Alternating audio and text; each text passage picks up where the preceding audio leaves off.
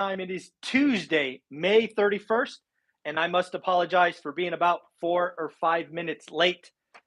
I got a little rambly about why I flip-flopped on the housing crash. I gave you 10 reasons. I will not go into them here. If you want to know the 10 reasons why I flip-flopped on the housing crash, look at a live stream that just finished. On to the May 31st, Tuesday. First, CaseShiller index came out. It showed an impressive increase in value. The national index was up 20.6% in price. The 20 city index, 20 of the largest cities, were up 21.2%. Two things about the CaseShiller index I remind you every time. Well, actually, I remind you one of these. The second one's actually an interesting twist this month. One, CaseShiller, while it is an often quoted housing survey, housing statistic, is almost unusable today. We are at the end of May. That is March information. Yes, March information. March is 2 months ago. I don't know about you, but I think that the housing market is very different today than March. That said, CaseShiller, right? It's a data. It will be there for the next decades. We were up over 20%. One interesting tidbit, tweak, variable about this report, I wrote down over here. I don't know if you can see it. It says 4.67%. What is that? Well, in March, the average 30-year rate was 4.67. Why is that important? Two reasons. One is that is actually up quite significantly from where we were in January. We have seen a run to about 5.5. So these March numbers of 20% include most of that interest rate rise. If you have been watching my channel for any length of time, you know that I believe this is like a champagne cork. What we saw in March was that final rush, that final fear of missing out, that final, oh my God, real estate is getting away from me. I do not anticipate the FOMO on the buyer side to continue.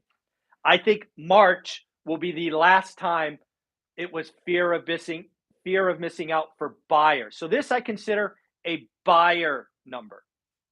2 months from now, when we are reporting May numbers, I believe we are going to see FOMO on the seller side. That will be a much, much, much more interesting number. But that said, if you bought a house last year, you were up 20%. Time in the market beats timing the market. Next up, one of the things that is very clear about the last 2 years is there's been a lot of money thrown at what is called SPACs, special purpose acquisition companies, I think. There have been 25 SPACs, publicly traded nonetheless, that have issued what is called going concern. Folks, let me just tell you, hopefully this is not earth-shattering to you. A going concern letter is not good. A going concern letter means we are on the doorstep of bankruptcy.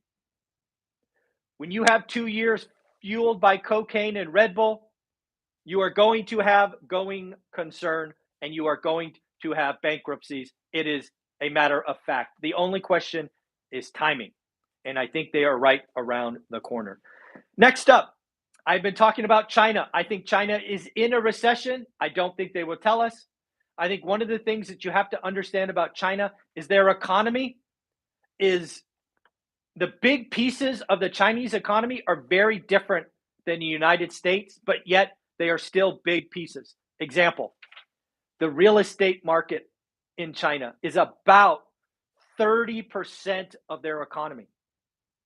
When you add all the components of real estate, including infrastructure and all these big things, 30%. China has destroyed their housing market. Accidentally, on purpose, I don't care. But they've destroyed it. They've destroyed confidence. Also, their tax base. They have, I guess we might call them states. They call them I don't know what think of regions or townships, different vocabulary, that up to 30% of their tax revenue, think about city and state taxes, come from land sales. And if you've crushed the real estate market, you've crushed belief in the system, land sales are off a cliff. It is estimated, let me get these numbers correct, that the townships, and I don't think I'm saying that right. I should have wrote it down. I don't know if it's townships or regions or whatever, counties, whatever. Townships are 3.5 trillion won short of necessary tax receipts because of lower land sales. On top of that, they are 2.5 trillion won short by less tax collection. Dude, that's $6 trillion, folks. They have crushed their economy. The Chinese government is going to have to borrow some more. Their economy is in trouble. I believe their economy is in so much trouble that A, they could be in a recession, and B, I believe they're in their 10-year leadership voting thing, and I don't think it's a guarantee that Xi gets another 10 years. We shall see soon. And then finally, I think one of the biggest battles that will loom over the next year is work from home versus return to office. I believe the recession that is coming will mean not only job wrecks closed, but layoffs coming. And as an executive who unfortunately had to make these tough calls, it will be very interesting to see who is cut and who isn't. This is important for real estate because we have seen areas of the country get population flooded because their company said you can work anywhere you want. In a recession, I believe some of these companies will reverse that decision.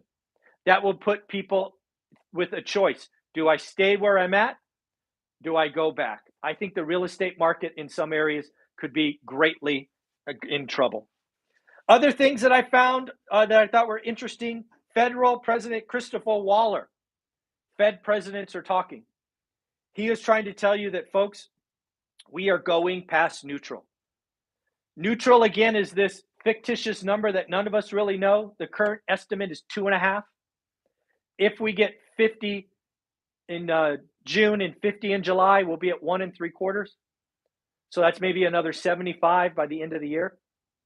It will be very interesting. I had 2 conversations with stock guys yesterday, Dan and Taylor. Both of them do not agree with me. Both of them think we have peak inflation.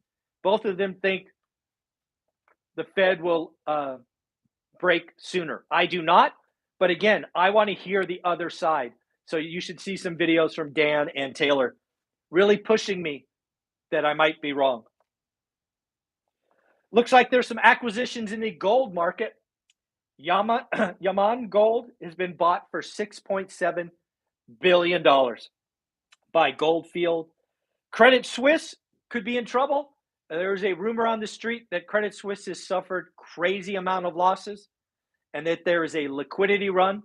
This, again, at this point is a blatant rumor, but sometimes in the Wall Street arena, rumors or smoke actually mean there is fire. And I don't think it's a rumor to say that Credit Suisse has had some crazy losses lately. Back to the CaseShiller index. The top market is no longer Phoenix. Phoenix, you lost your crown after 3 years. You are now number 2. The number 1 market, again, March data. Tampa, Florida, 34.8%. Folks, that's not healthy. That's not okay. Phoenix, 32.4%. Miami, 32%. The lowest city in the CaseShiller index, Minneapolis, Minnesota, 12.4%. Washington, D.C., 12.9%. And Chicago, 13%. So, folks, again, May 31st, Tuesday, I'm here to tell you that I'm going to start talking about a housing crash because a housing crash is happening right now. It means that we need to get hungry. We need to change. We need to monitor our buy box. I want you to do the work. I'm going to motivate you with discussions of what is going on. I do not want to scare you. I want to get you excited. This channel is about building wealth. Wealth. You build wealth. You take gigantic leaps in wealth when you take action during a recession, action during a bear market. How many of you have said, I wish, I wish, I wish? The only way to do that is do the work every day, build confidence in yourself, and only do great deals. Don't rush, but also don't sit on your hands and do nothing. This is your time. I have changed my business. Look at the 10 reasons why in a video I just put up. Tuesday, May 31st, last thing. This is the last day to get one of these bad boys for our first year competition. I will wait and see if any more people let me know today that they closed the deal. If you want to be included in the first year numbers, I will share the total tomorrow and we will start anew tomorrow. But again, today is the last day. We have been doing this contest for 12 months. We started June 1st of last year. It has been a lot of fun. I've spent thousands of dollars sending these out, buying them and sending them out. I've enjoyed that. I hope you enjoy it. Thank you for all the selfies. Thank you for being with me all year. Next year, this contest, meeting tomorrow. When I say next year, that's tomorrow. It's going to be even better. We are going to do more deals. We are going to do better deals. And I'm excited for myself. I'm excited for you. Let's get after it. Let's do the work. Let's get wealthy together. Bye-bye.